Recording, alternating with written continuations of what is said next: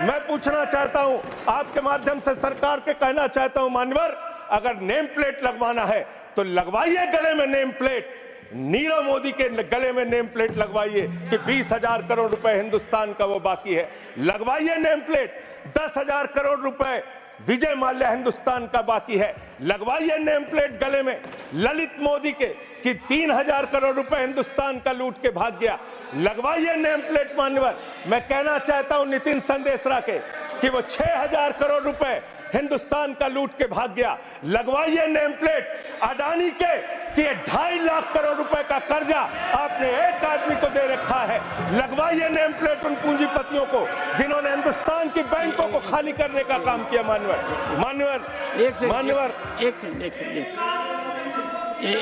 Second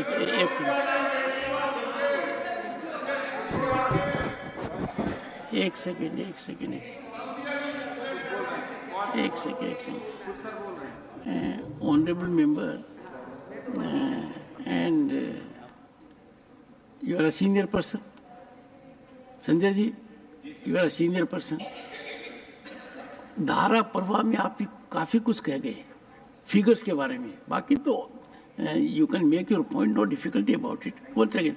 So the figures which you have given, you will have tough time in proving them, because these have been taken in stride. So all that will be deleted, and we will, unless you have real, factually firmed up material, use a name. Make your point. ठीक है sir, ठीक है sir, thank you sir, make your point. Thank you sir. मानवर, मैं तो ये कहना चाह रहा था आपके माध्यम से कि इस तरह के काम देश के अंदर नहीं होने चाहिए। भारत एक धर्मनिरपेक्ष राष्ट्र है और हम जानते हैं अपनी सामाजिक व्यवस्था में, मैं जानता हूं इनके मन में दर्द होगा मान्यवर, अभी चुनाव हारे हैं ये उत्तर प्रदेश में, तो वहां पर अगर कोई बोर्ड लगाएगा जाटव ढाबा, एक सेकंड, जाटव ढाबा कोई लगाएगा, कोई अपने ढाबे के आगे अगर वाल्मीकि ढाबा लिखेगा तो आप लोग उसके यहां खाने नहीं जाओगे। मैं जानता हूं आपकी मानसिकता।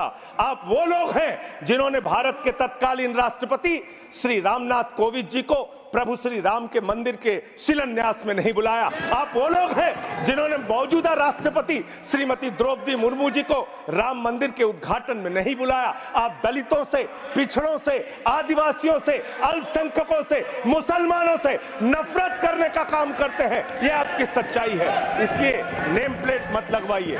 नेम प्लेट लगवाना है तो जिन्होंने देश की बैंकों को लूटा है उनका नेम प्लेट लगवाइए। और मान्यवर, मैं आपसे, आपके माध्यम से इस सरकार से कहना चाहता हूं, इनका बजट पड़ रहा था मान्यवर, जेलों को भी इन्होंने कम बजट दिया।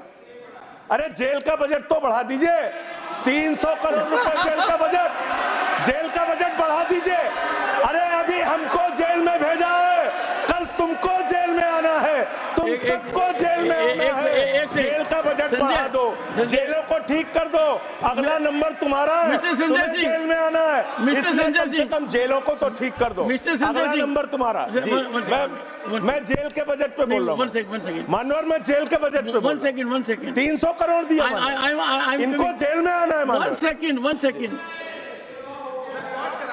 सदन के नेताजी से मैं अनुरोध करूंगा कि ये बहुत मार्मिक अपील है जेल का बजट बढ़ाने के लिए, और इस पर आप गौर फरमाइए। धन्यवाद सर, धन्यवाद सर, ठीक है ना, धन्यवाद सर। एक पृष्ठभूमि भी है मान्यवर, इसका ध्यान रखा जाएगा। में इन्होंने न्यायपालिकाओं के लिए जो बजट रखा वो नाकाफी है। 5 करोड़ केसेस पेंडिंग है इस देश के अंदर, और 6 लाख लोगों को पूरे देश में जेलों में रखा गया है, जिसमें करीब 76% अंडर ट्रायल है। इसका मतलब आपका मकसद न्याय दिलाना नहीं है, आपका मकसद किसी मामले की सच्चाई तक पहुंचना नहीं है, आपका मकसद है पकड़ पकड़ के एक एक व्यक्ति को जेल में डालना। आपने दिल्ली के मुख्यमंत्री को, जिनकी शुगर 36 बार 50 से नीचे जा चुकी है, आपने दिल्ली के मुख्यमंत्री को पकड़ के जेल में डाल दिया। नहीं मानवर, अब इनको बार बार मौका मत दीजिए, मुझे अपनी बात पूरी करने दीजिए। I am not yielding sir, I am not. आपने 2 बार काम हैबिट बना लिया इन्होंने सर। दिल्ली के मुख्यमंत्री को सर इन्होंने पकड़ के जेल में डाल के रखा। दिल्ली के शिक्षा मंत्री को इन्होंने 2 साल से जेल में रखा, दिल्ली के स्वास्थ्य मंत्री को इन्होंने 2 साल से जेल में रखा। आप एक एक विपक्ष के नेता को पकड़ पकड़ के जेल में डालते हैं। हेमंत सोरेन को मुख्यमंत्री को जेल में आपने रखा, संजय रावत को जेल में रखा, अनिल देशमुख को जेल में रखा, सबको पकड़ पकड़ के आप जेल में रखते हैं। बंगाल के 3 मंत्रियों को आपने पकड़ के जेल में रखा। आपका मकसद ट्रायल कराना नहीं, न्याय दिलाना नहीं, आपका मकसद हम लोगों को पकड़ के जेल में रखना है। जितना जेल में डालोगे, मैं आपसे कहना चाहता हूं, जितना जेल में डालोगे उतना गर्त में जाओगे।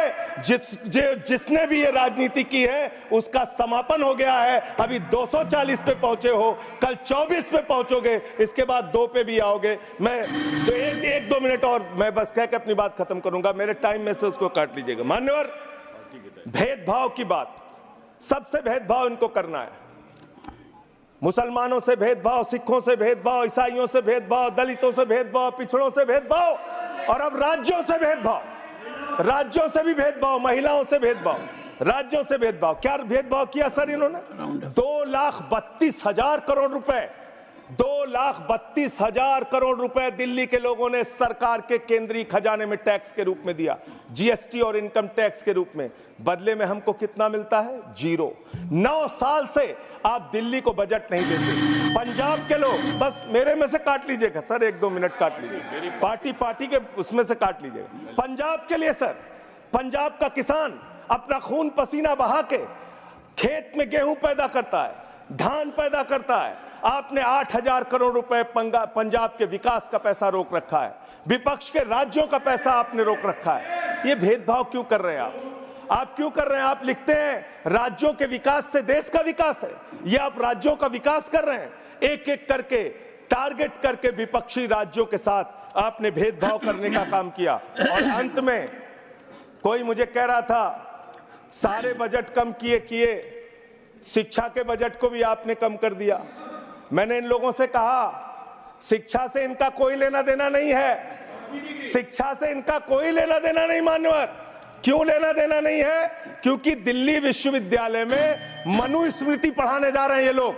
मनुस्मृति पढ़ाएंगे कि दलितों के, पिछड़ों के, जिनको आप शूद्र कहते हैं, अगर वो श्लोक सुन लेंगे तो उनके कान में पारा आप कैसे डालेंगे?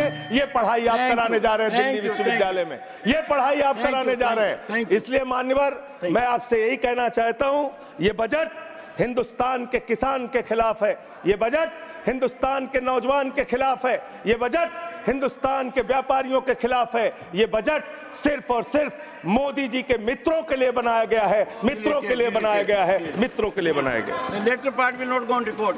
हाँ, honorable members.